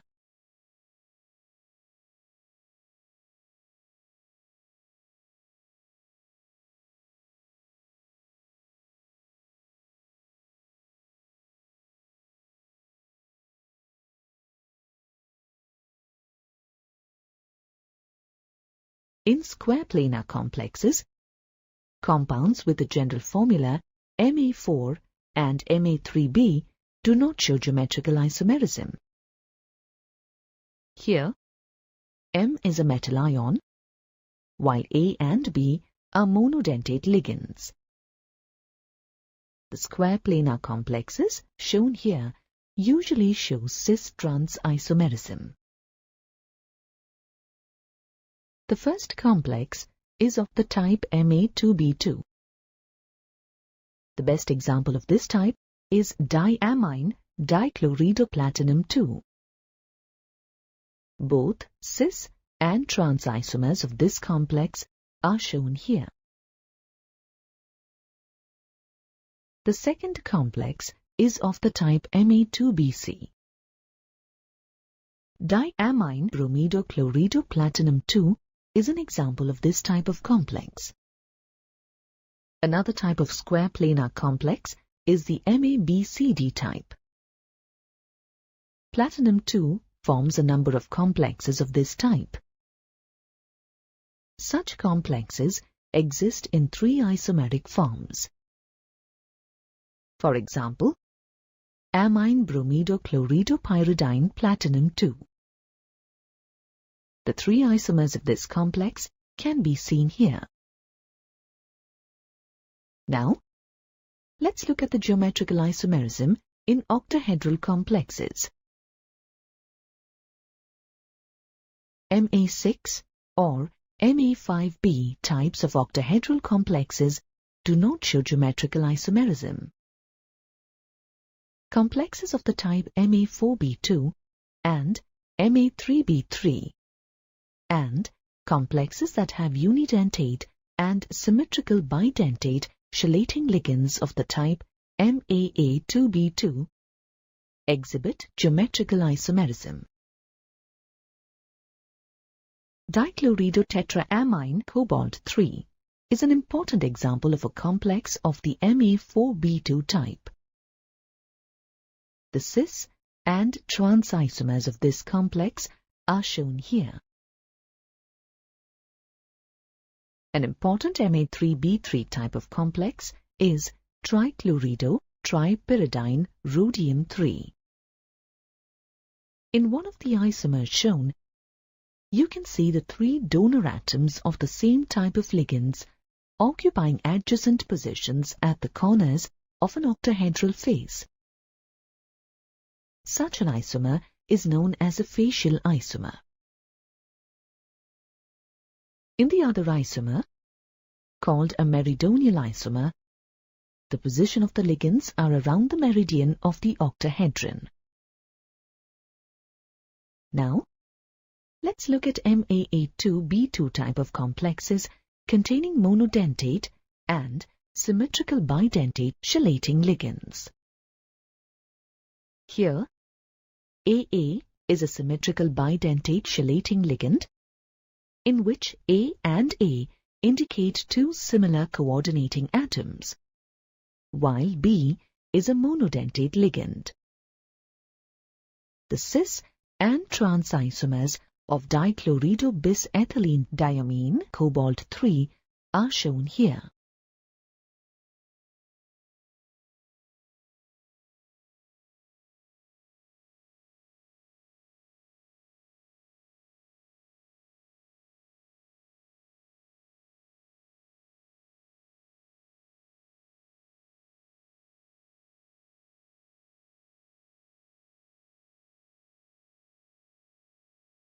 Let's examine optical isomerism, which is the other type of stereoisomerism. When the solutions of certain coordination compounds are placed in the path of plane polarized light, they rotate its plane through a certain angle that may be either to the left or to the right.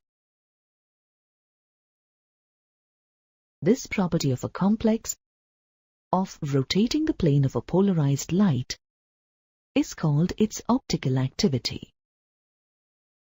A complex that possesses this property is said to be optically active. Complexes that rotate the plane of polarized light towards right are said to be dextro-rotatory or D-form, while complexes that rotated towards the left are called levorotatory or L-form. The D and L forms are mirror images and cannot be superimposed on each other. Such molecules or ions that cannot be superimposed are called chiral. Since these forms are related to each other as mirror images, they are commonly called enantiomers. Although optical isomerism is possible in a variety of octahedral complexes with unidentate ligands of the types Ma2b 2c2, Ma2b 2cd, Ma2b cde, and MABCDEF. We will restrict our discussion to complexes containing only bidentate ligands of the type MAA3 and complexes containing monodentate and symmetrical bidentate chelating ligands of the type MAA2B2. Tris-ethylene diamine cobalt-3 is the best example of an optically active coordination compound of the type MAA3, which has only bidentate ligands. The dextro and levo isomers of this complex are shown here. Dichlorido bis-ethylene diamine platinum-4 is an example of an optically active coordination compound of the type MAA2B2 containing both monodentate and symmetrical bidentate ligands. Note that only the cis isomer of this complex shows optical activity. Its trans isomer shown here is optically inactive because its mirror image can be superimposed on itself.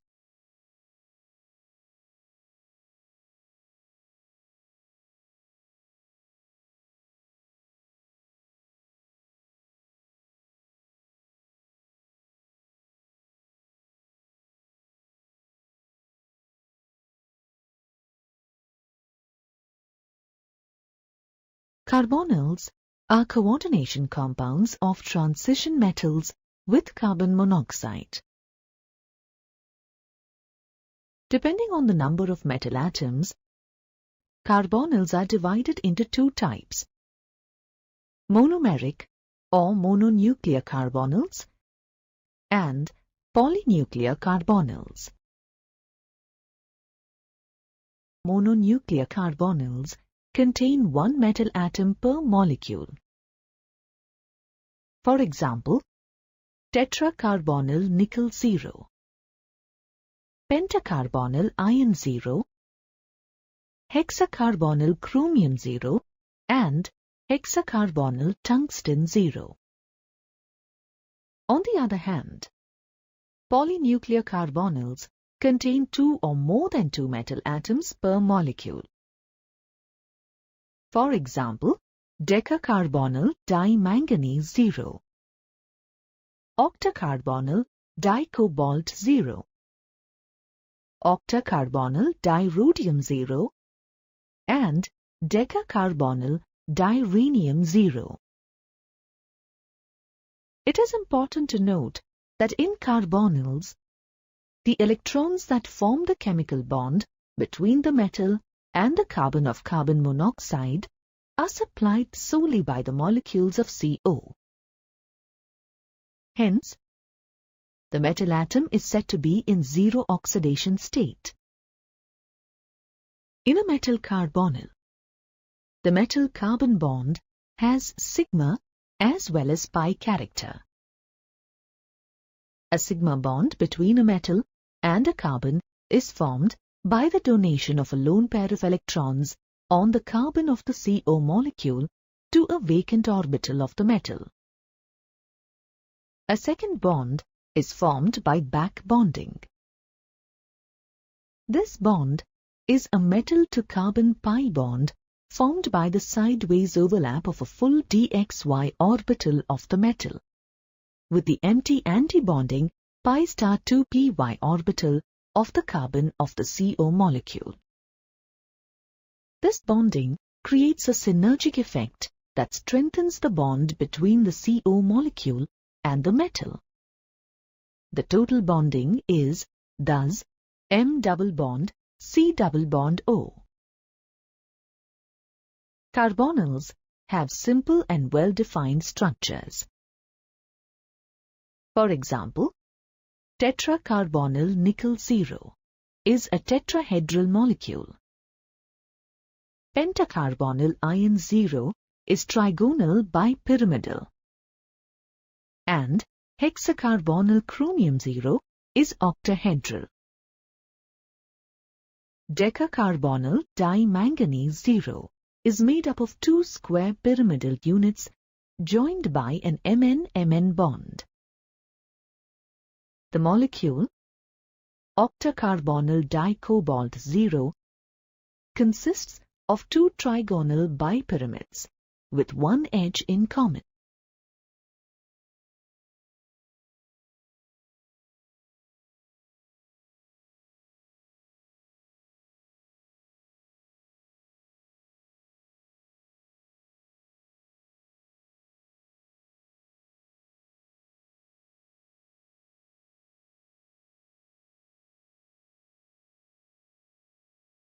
Let's now study the stability of coordination complexes. The stability of a complex in a solution refers to the degree of association between the metal ion and the ligands involved in the state of equilibrium. Transition metal complex ions differ considerably in their stability. Their relative stability can be expressed in terms of an equilibrium constant called the stability constant. The reaction between the metal ion and the ligand may be represented as M plus Nl in equilibrium with MLN, where N represents the coordination number of the metal ion, M for the ligand L. Note that the charges are omitted for the sake of generality. Now, applying the law of mass action to this equilibrium, we get K is equal to concentration of mLn divided by concentration of M multiplied by L raised to the power n. Here, K is known as the formation equilibrium constant or the stability constant of the complex. The numerical value of the stability constant is a measure of the stability of the complex in solution. The greater the value of the stability constant, the more stable is the complex. The reciprocal of the formation constant is known as the instability constant or the dissociation constant. It is important to note that as free metal ions rarely exist in a solution, complex formation reactions are usually studied in solutions. Metal ions are usually surrounded by solvent molecules that will compete with the ligand molecules and be successively replaced by them. Consider the reaction MH2ON plus NL in equilibrium with mLn plus NH2O. The stability constant for this equation can be written as K is equal to concentration of mLn divided by concentration of MH2ON multiplied by L raised to the power of n. Note that the molar concentration of water is ignored because its concentration remains almost constant. This reaction is assumed to take place in several steps with suitable formation constants in each step. The first step may be written as MH2ON plus L in equilibrium with MlH2ON minus 1 plus H2O. Stability constant K1 for this step is equal to concentration of MlH2ON minus 1 divided by concentration of MH2ON multiplied by concentration of L. The second step may be written as MlH2ON minus 1 plus L in equilibrium with Ml2H2ON minus 2 plus H2O. Stability constant K2 for this step is equal to concentration of Ml2H2ON minus 2 divided by concentration of MlH2ON minus 1 multiplied by concentration of L. Similarly, for the nth step, the reaction can be written as mLn minus 1 H2O plus L in equilibrium with mLn plus H2O. The stability constant for this step can be written as Kn is equal to concentration of mLn divided by concentration of mLn minus 1 H2O multiplied by concentration of L. Here, the stability constants K1, K2 and Kn are referred to as stepwise stability constants.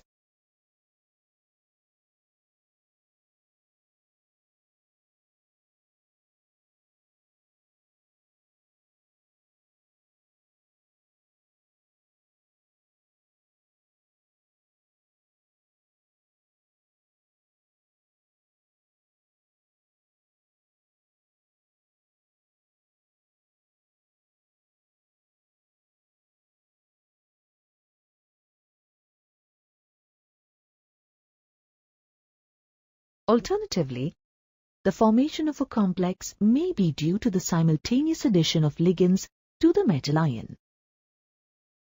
How do you, then, express the equilibrium relations?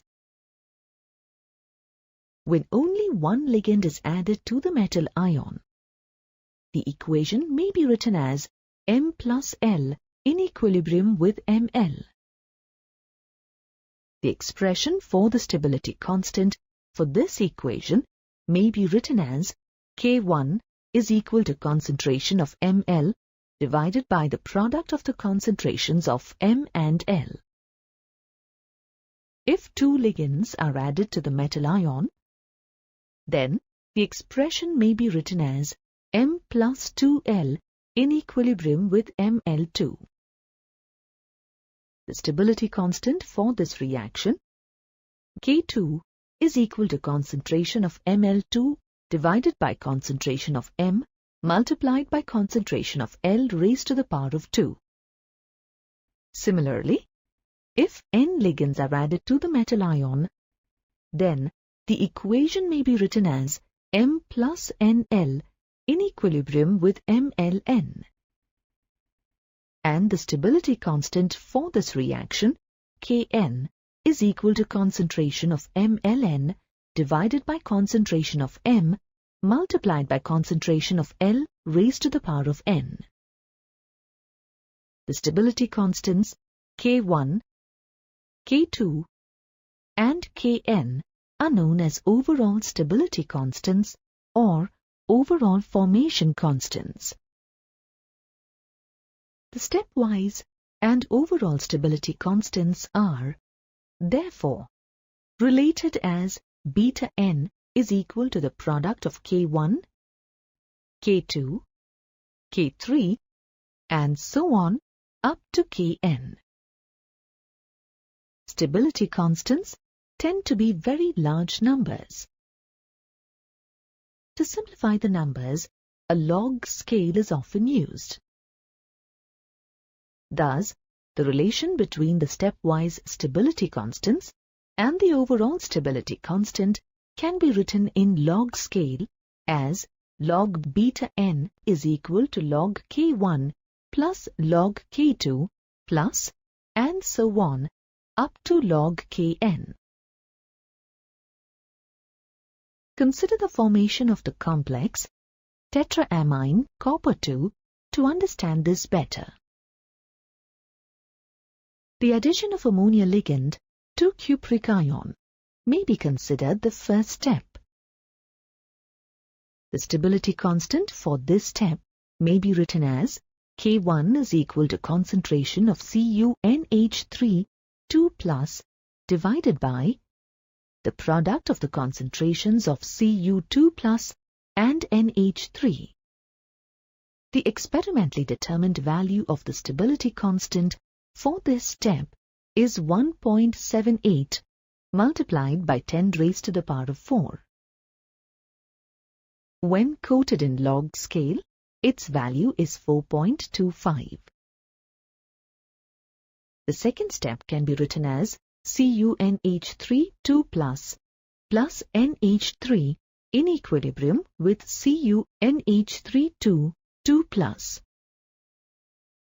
The stability constant for this step may be written as concentration of CuNH3 2 plus divided by the product of the concentrations of CuNH3 2 plus and NH3.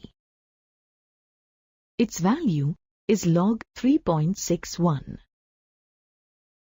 The other two steps of the addition of ammonia ligands and their stepwise stability constants are as shown.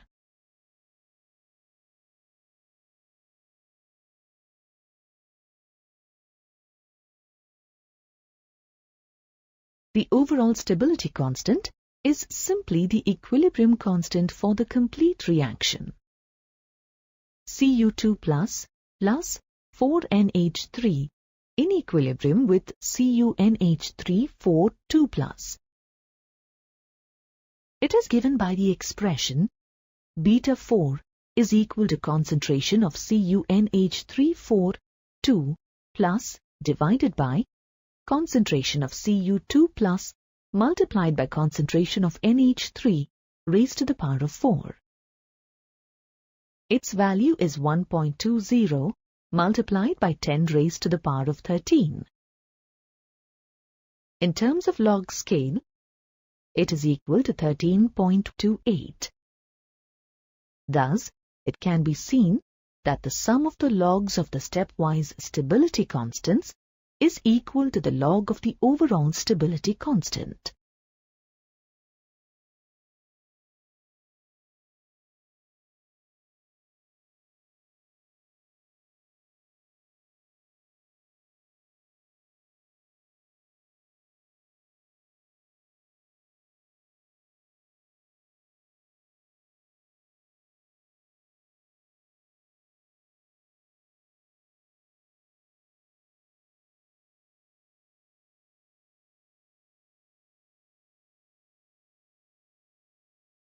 The applications of coordination compounds in chemistry, biology, and technology are many and varied. They play a vital role in analytical chemistry, metallurgy, biological systems, industry, and medicine. Let us see how.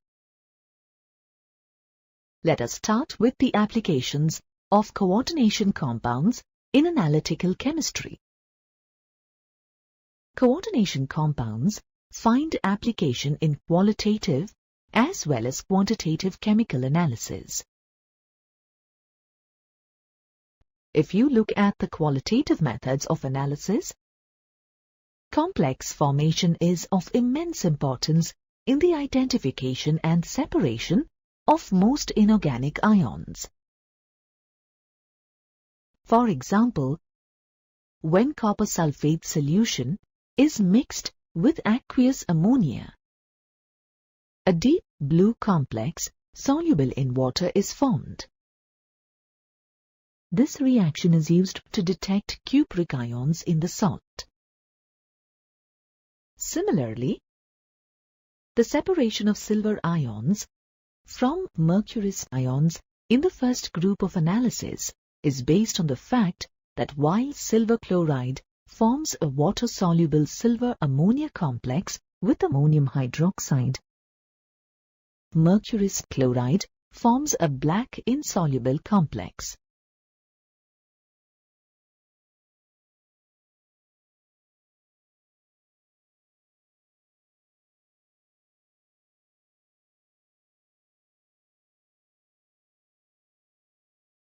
There are numerous reactions in quantitative analysis where complexes are formed.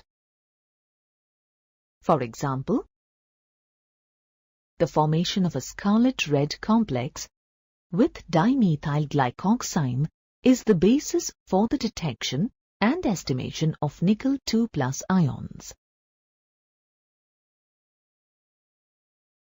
Similarly, the hardness of water is estimated by titration with the sodium salt of EDTA.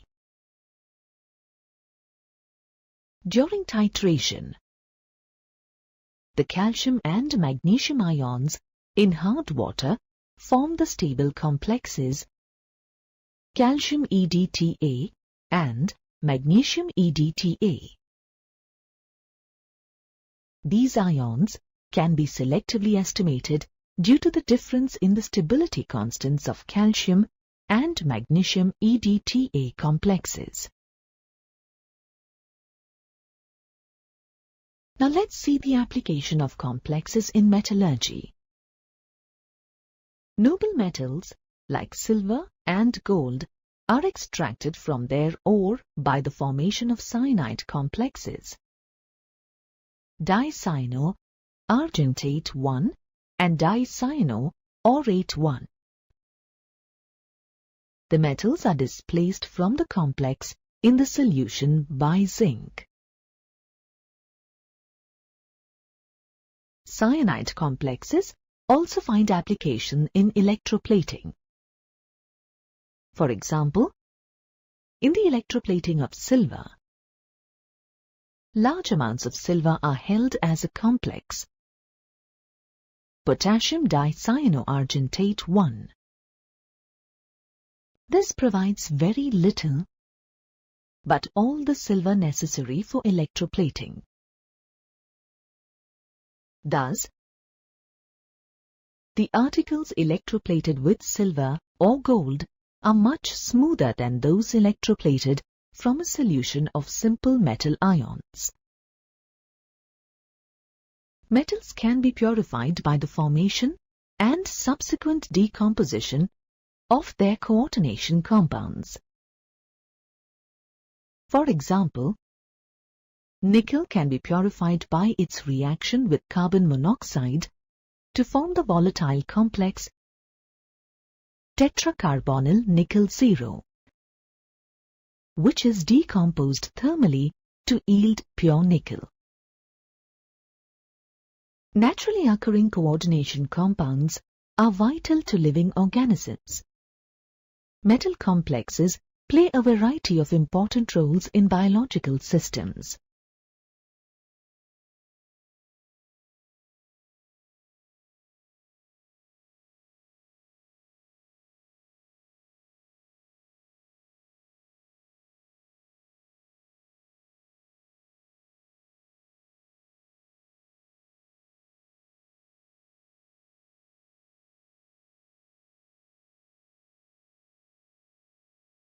For example, chlorophyll, the pigment responsible for photosynthesis, is a coordination compound of magnesium.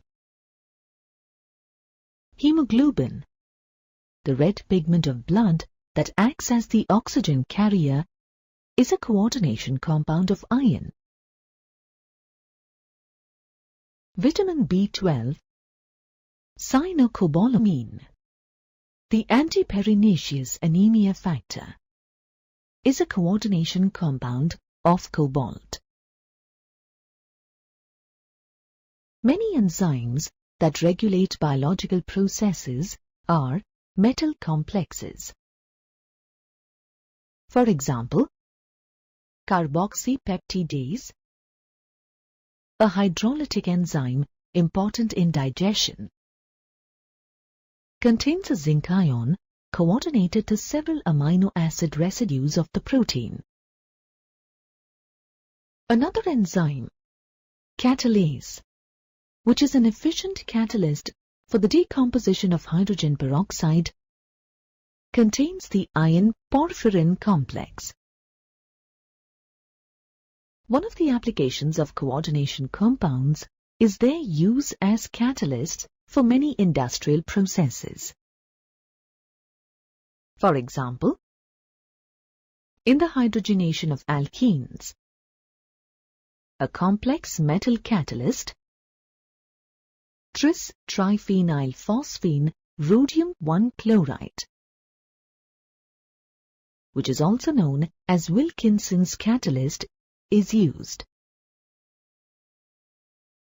Similarly, another complex metal catalyst, known as Ziegler-Natta catalyst, which is a combination of titanium tetrachloride and triethyl aluminium, is used in the polymerization of ethene. In black and white photography, the unreacted silver bromide on the film dissolves in a dilute hyposolution due to the formation of the complex sodium dithiosulfato-argentate 1. Coordination compounds are also used in medicine. British anti-Lewisite, or BAL, is used as an antidote for arsenic poisoning. Similarly, EDTA is used to treat lead poisoning. Toxic proportions of copper and iron in plants and animals are removed by using the chelating ligands D-pencilamine and desferrioxime B via the formation of coordination compounds. Some coordination compounds of platinum are effective in inhibiting the growth of tumors. For example, cisplatin is used in the treatment of cancer.